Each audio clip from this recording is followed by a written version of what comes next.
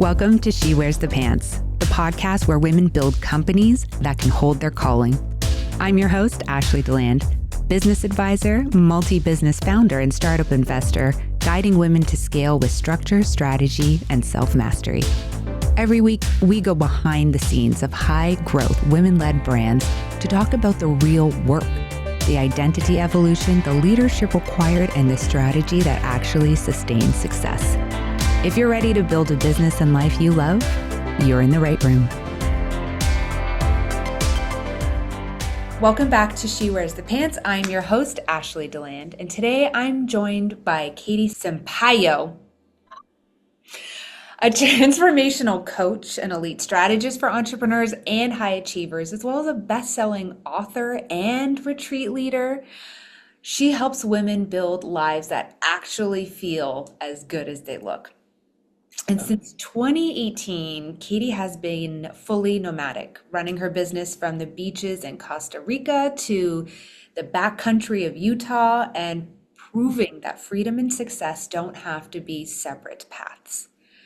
And Katie doesn't just teach lifestyle design, she lives it. And she has built a business helping others to do the same through her life redesign program, Elevate Mastermind, and her transformational retreats. So today's conversation is all about strategy, soul, and building a life that is completely your own. So welcome, Katie.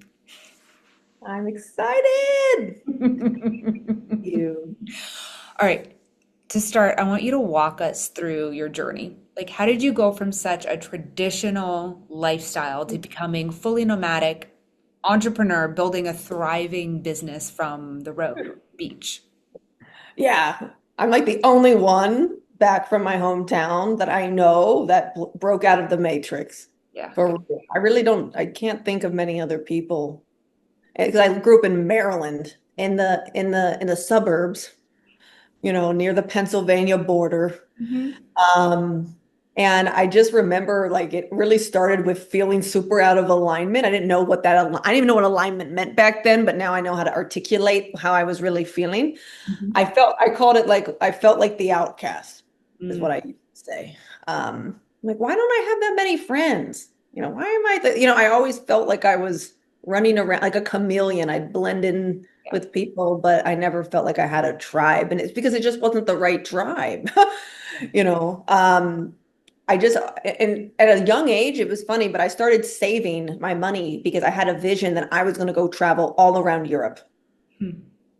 So when the time came, when I graduated from college, is how long it actually took for this to happen. That was the first time I ever traveled out of the United States. Wow. And for real. And I did it on my own because I got sick and tired of waiting. None of my friends wanted to do it. They didn't care.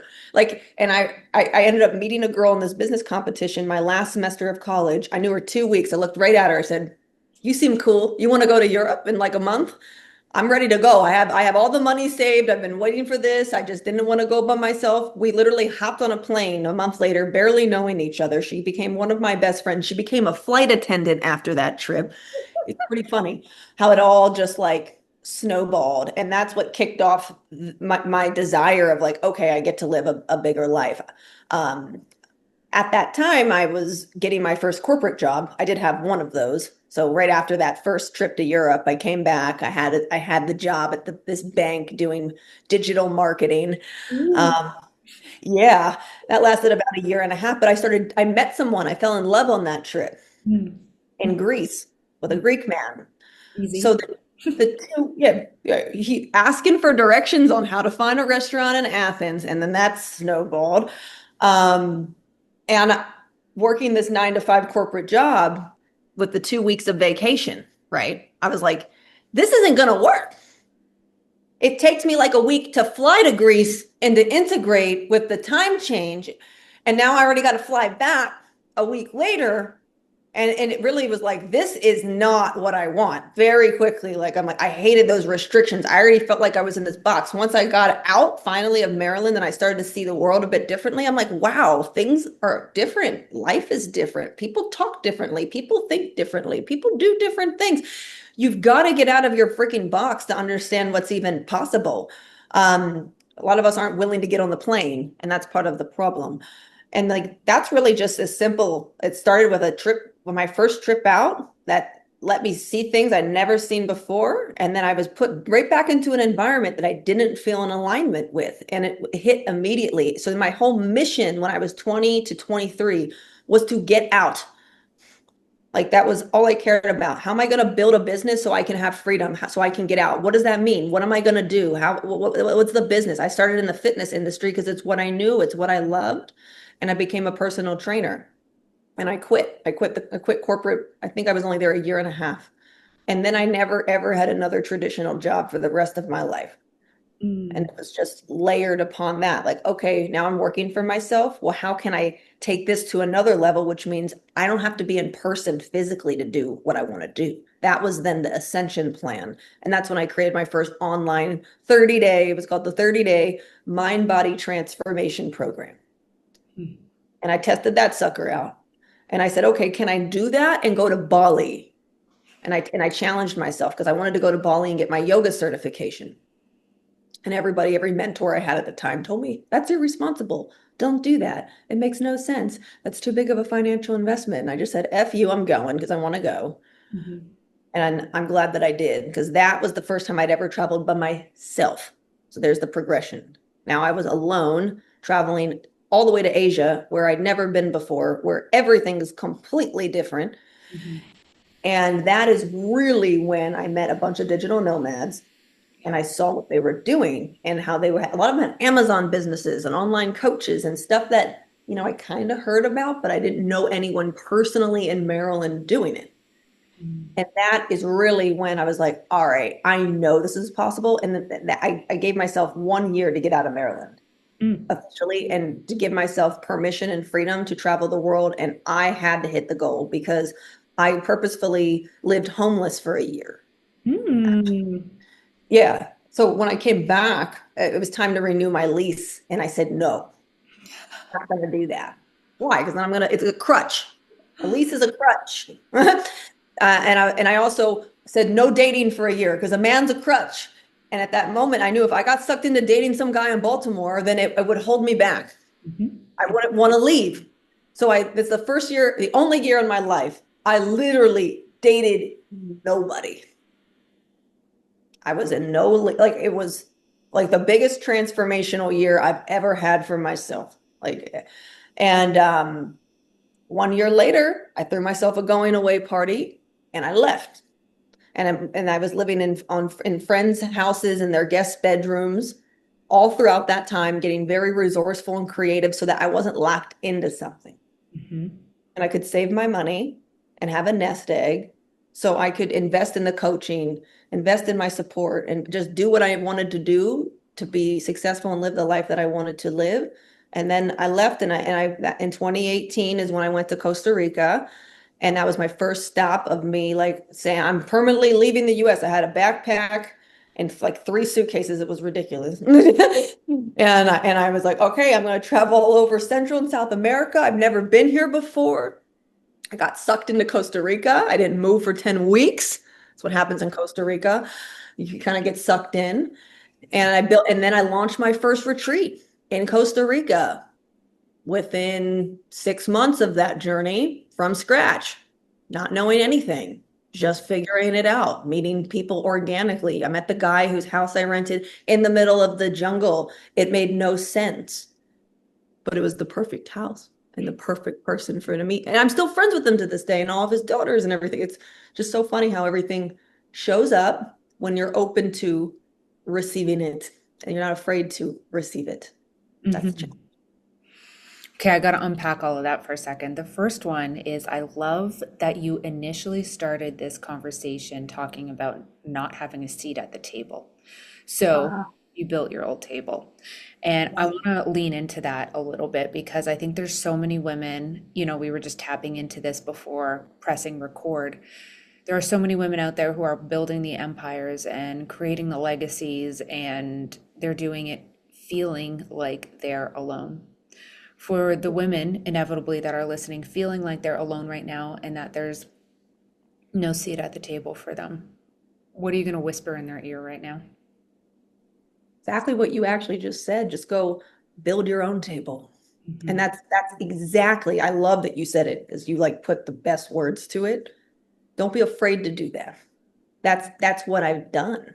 Mhm. That's what everything I built, the retreats, I was traveling and I felt disconnected and alone again. I left the country to feel connected. So here's the thing, right? And then I'm traveling around and I feel alone again. Like I'm not vibing with anybody. Everyone's just like a broke traveler with no ambition. And I'm like, well, I don't want to be hanging out with people like that. Like I want to be a successful traveler with ambition and hitting great goals and changing the world.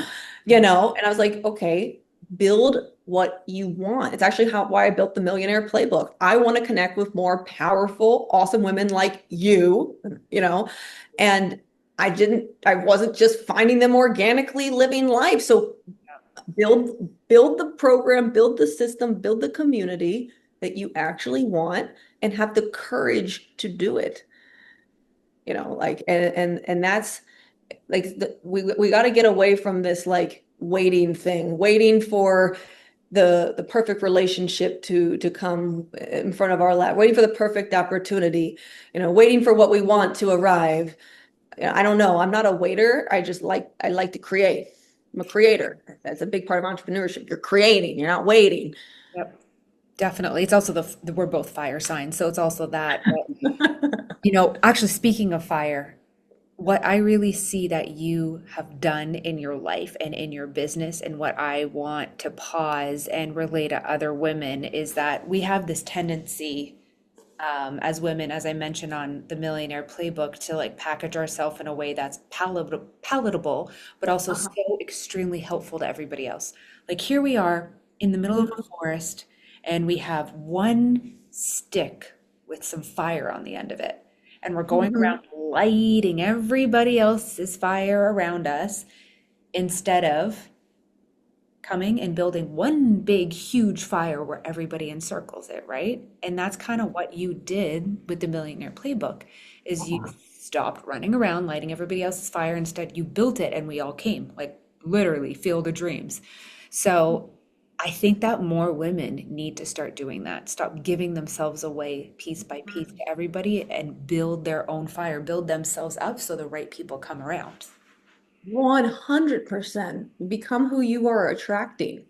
Like Yes. that's the principle, Yeah. right? And then all of a sudden, it's not so hard. Like it gets to be fun too, creating things that you want. Not this like, oh, this is gonna take so much time. It's gonna Yep. take so much energy. Like I let go of that mindset a very long time ago, where now I'm not exhausted when I'm creating things. It doesn't take from my time. It doesn't take from my joy. Because there's people that have this resistance to building and creating because they have these stories like, oh, well, I'm already maxed out. So how do am I gonna have the bandwidth to create more? You have no time to sleep. I already have no time to spend with my family. I'm already exhausted. I'm already this, I'm already that. And it's like, all right, something's got to shift in order for that to shift. And it's Yep. always the conversation of this is why I love teaching identity shifts and talking about the inner work and the mindset. That's everything that I do. That's what I love to talk about the most because that's what's made the biggest difference in my life. Is like it's who I've become to be able to create things that I never thought I could create ever Mm-hmm.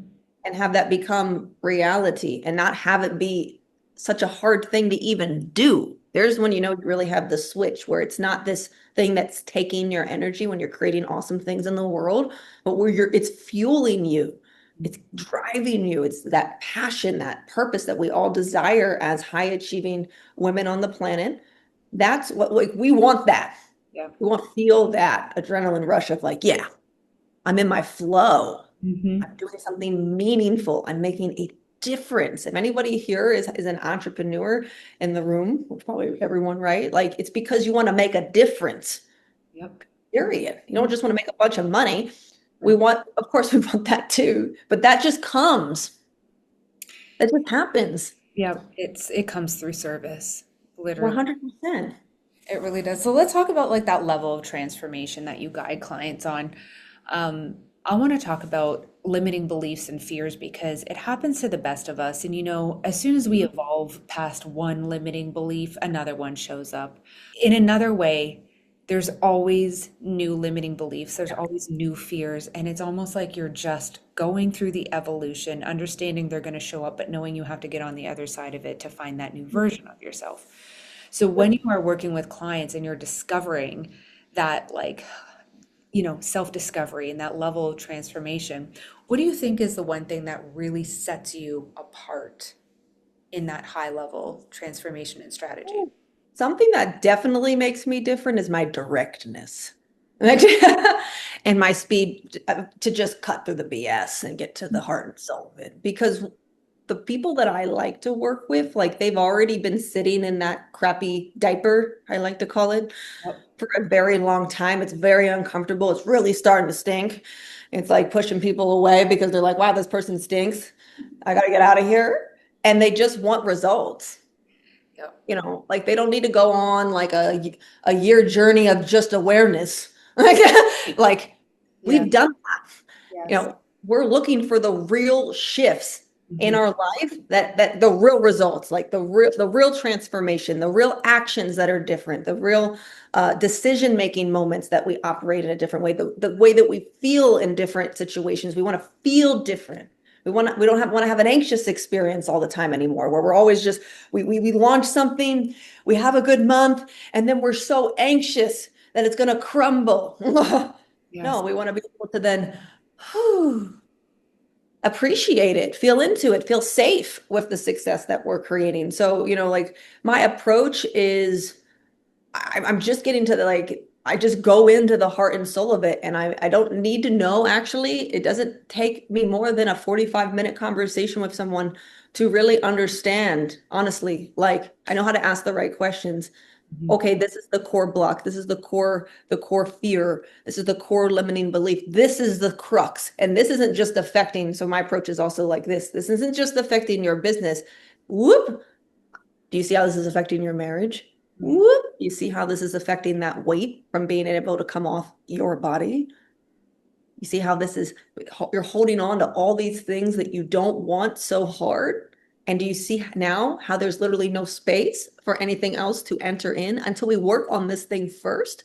Versus, so I'm the coach that focuses on this stuff versus, oh, well, let's just go hit this 10K a month strategy plan.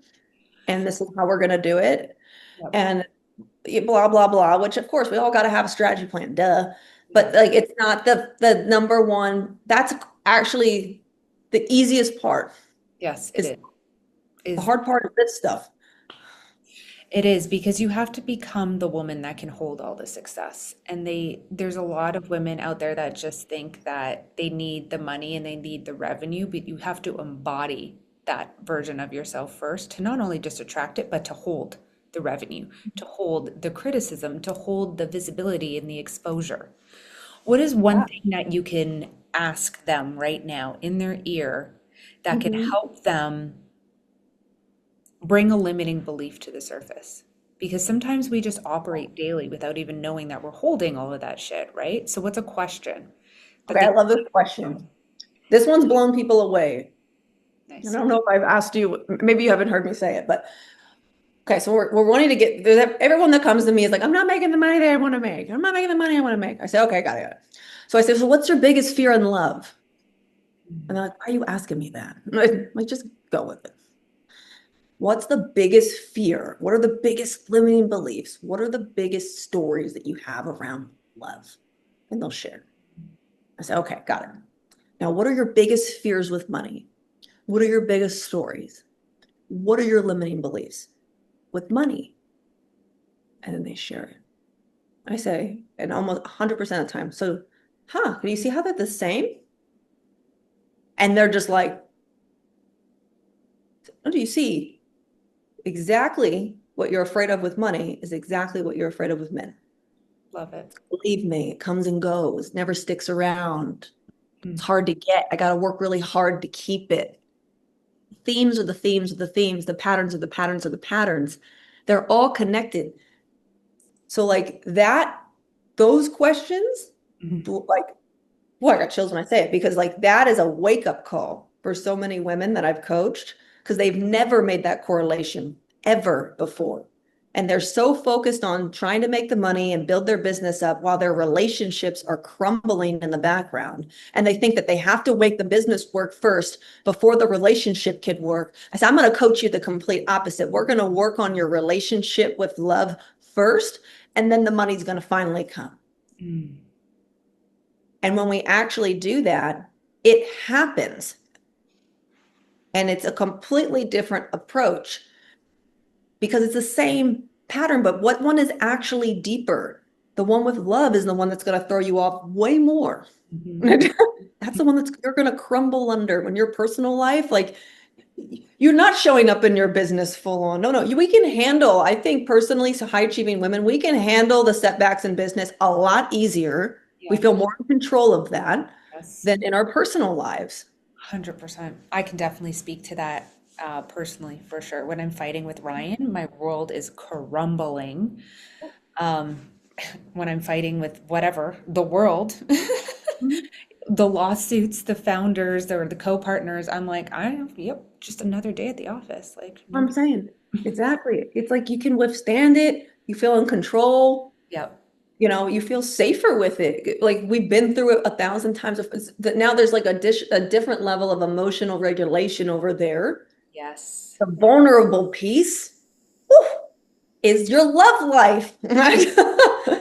And that's where we all feel the most exposed. And that's where we open up, or we at least want to open up the most. And we also show up a certain way, usually in our business.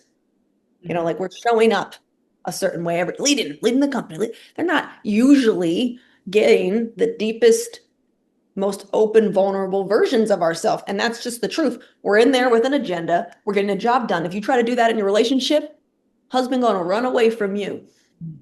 Be like, whoa, masculine energy over here. This is too much. Stop telling me what to do. Like stop having me follow your little rules and checklists. And I've struggled with this. That's why I'm like saying it. This is what I've struggled with in relationships because I'm so used to driving my company, driving results. Then I'm driving my man right Mhm. out the door. That's what's happening unintentionally with the best intentions. And like this is where it's like, wow, if I don't work on this, I'm definitely what do I really want the money for? I want the money for to have a great family life.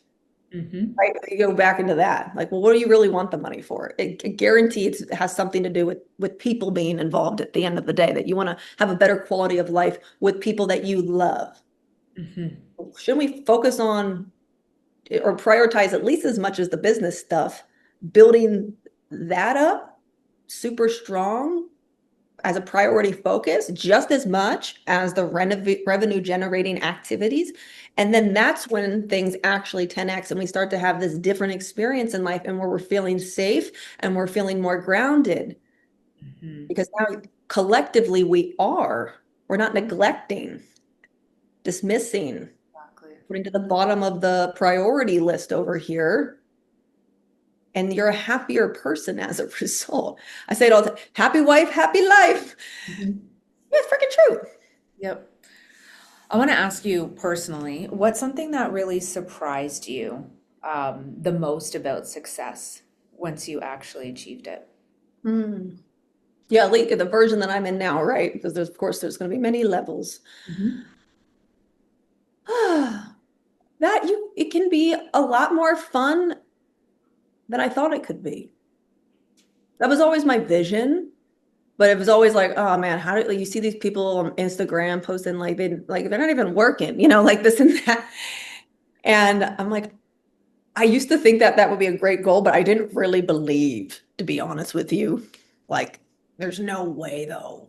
There's no way that these people are being honest. Like still having this little, and I work a lot. Listen, I'm not gonna lie about that. I like to work though. Actually, it's like Mhm. my main hobby. But I also like to surf and be off the grid and all these things too. And that's when I started implementing something called a flex suite, which is what I'm coming off of right now, which my coach taught me. This is not my idea, where she told me 2 years ago to start doing this. I didn't really start doing it till last year. Take 1 week off a month. Whoa. Yeah. And I was like, well, you're crazy. I got way too much shit to do. There's no way. And she said, just trust me. I've built a 9-figure company doing this. You hired me to give you advice Mm, to grow and scale faster. Just do it. And I resisted it for a long time because I just didn't honestly think it was possible. mm, Um, and now I've been doing it consistently for a year, and flex weeks don't always, it doesn't, to me, a flex week isn't like I'm doing nothing. No, that's not what it's about. If there's a couple days where I am doing nothing if I feel like it, but I'm thinking, I'm studying, I'm doing other things. I'm reading books. I don't read listen, my truth is I do not read a book any other time of the month except on my flex week, mm, like a physical book. I'll do the audio books, but I don't slow down enough in daily life to do that. mm. Flex week, I crush a whole physical book sitting at the beach with the waves crashing. And I feel that's why I feel so good starting this week, honestly, compared to where I was before, because I had that time last week to just, it's not like I'm not working. You're working differently. You're experiencing, you're embodying what you're probably teaching in Yeah. that flex week, which then lets you go into that next week in a different energy, revitalized. You probably solved some of your biggest problems that week because you have space to think. The Mm. main thing that I do on that flex week is I don't have coaching calls. I don't have meetings for at least 3 of the days. That's space for me. Yeah. It's so true. You need it. If I'm constantly on Zoom, constantly on the phone, constantly talking to people, constantly coaching, constantly putting the fire out, when do I have time to think? Hmm. Besides just, I got to get the problem solved. No, I'm trying to 10x as the CEO. I am the visionary. I am responsible for that. So it's actually a responsibility of a CEO to build in time to disconnect and to think. You're responsible for that. No one's going to do it for you.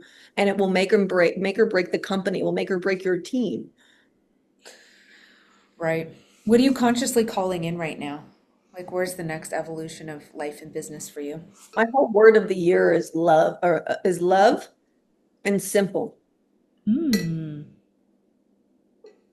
I want align love, which we talked about for the call, and I want life to be and my business to become more simple and not, I'm actually redesigning my whole relationship with that word because I used to think simple was boring or simple wasn't good enough, right?